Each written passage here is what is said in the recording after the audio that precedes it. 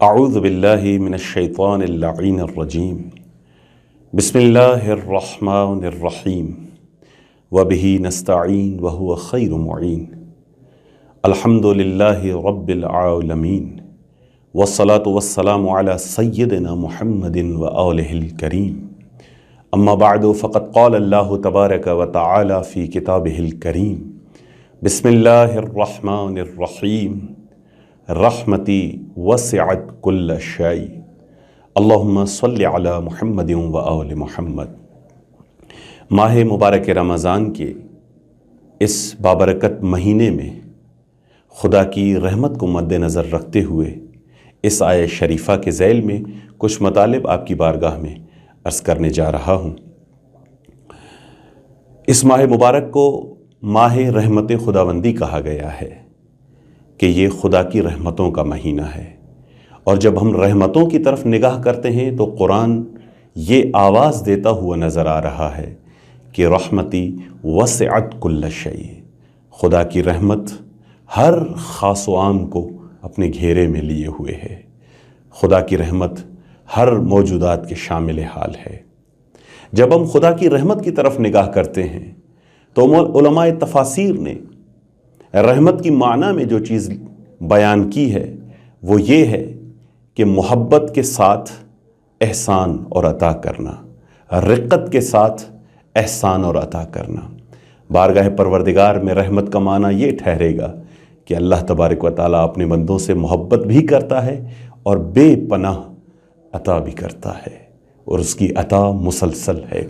اس کی عطا اس کی ذات کے مطابق مسلسل ہے، جب سے ہے وہ تب سے اس کی عطا ہے، کہ روایات میں ہے یا دائم الفضل علی البریہ، اے اپنی مخلوقات پر ہمیشہ عطا کرنے والے، اے اپنی مخلوقات پر ہمیشہ فضل کرنے والے۔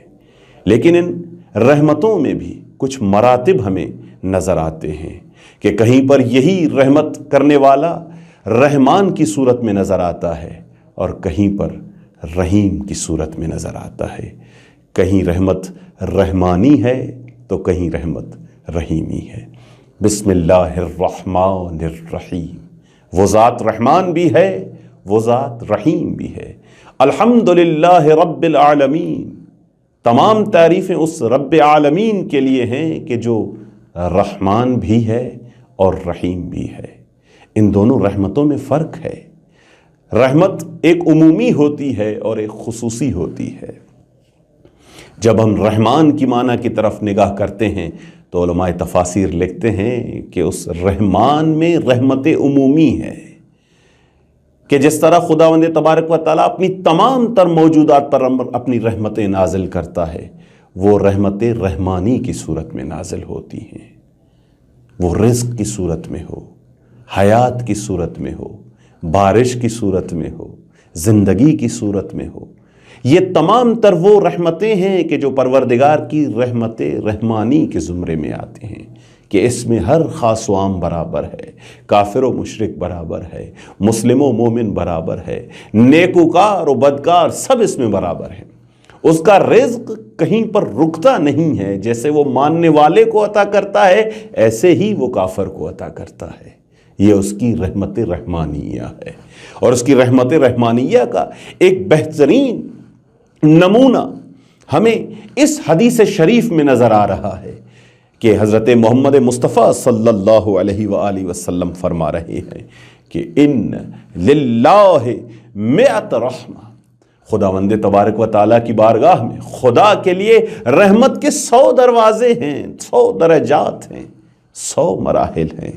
وَإِنَّهُ أَنزَلَ مِنْهَا وَاحِدٌ إِلَى الْأَرْضِ، اور ان 100 میں سے فقط ایک مرحلہ، ایک درجہ اللہ نے زمین کی طرف نازل کیا ہے۔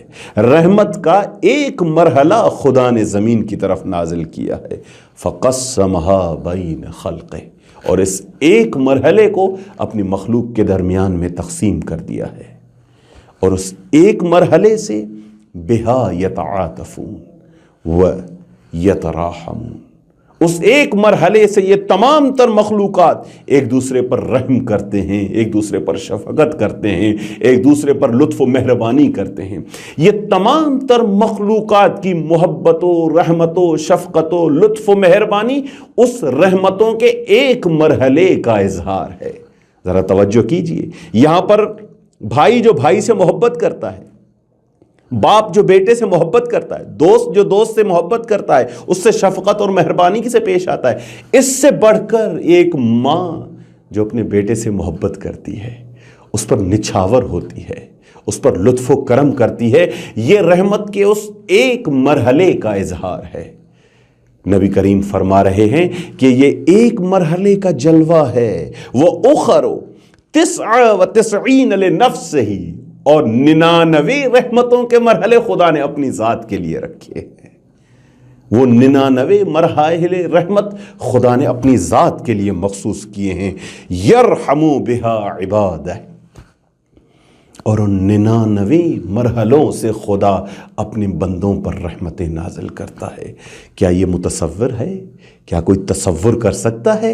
آج کل ہم ایک ماں کی محبت کو درک نہیں کر سکتے ہیں، ایک باپ کی محبت کو درک نہیں کر سکتے ہیں۔ کبھی کبھی ایک ماں کی اپنے بیٹے کے لیے محبت دیکھ کر ہماری عقل حیران رہ جاتی ہے، ہماری قوت خمسہ، ہمارے حواس متحیر و پریشان ہو جاتے ہیں، ہمارا دماغ کام نہیں کرتا ہے اس محبت کو دیکھ کر۔ تو ذرا تصور کیجئے اس محبت کا جو محبت خدا اپنے بندوں پر کرتا ہے، وہ رحمت جو خدا اپنے بندوں پر کرتا ہے، وہ کس معیار کی ہوگی۔ اور واقعاً امام حسین نے اسی مرحلے کو بیان کرتے ہوئے اپنی دعائے روزے عرفہ میں یہ جملہ ارشاد فرمایا ہے، اور رحمت کی اس معراج کو بیان فرمایا ہے۔